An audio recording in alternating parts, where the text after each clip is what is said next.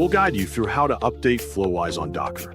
Quick disclaimer, skipping a single step will affect your final result. So you need to follow this step-by-step guide carefully. If this guide helpful, don't forget to like and subscribe. First, don't forget to comment if you still need our help or want to ask something, and we will reach you as soon as possible. Second, open File Explorer on your computer and navigate to your Flowise project folder. Then double-click to open it.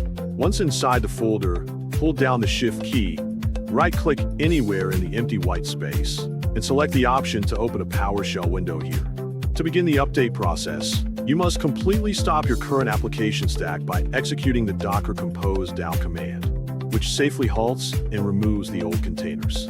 With the old system stopped, fetch the newest software updates by running the docker compose pull command to securely download the latest official images. If you have previously made custom modifications to your Docker file, you must rebuild the environment by running the docker compose build command and instructing it to ignore the cache so everything compiles fresh. Now it is time to bring the system back online by starting the newly updated stack using the docker compose up command in detached mode, which lets the services run quietly in the background. Please wait a brief moment for all of the containers to fully initialize.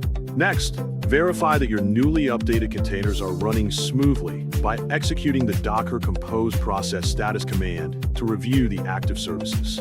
If you happen to run into any unexpected issues during startup, check the system output by using the docker compose logs command to read through the recent activity. To see your updated platform in action, open your web browser and visit the local dashboard by typing http://localhost:3000 into the address bar. When a web page loads, verify that the Flowise interface appears correctly without any errors.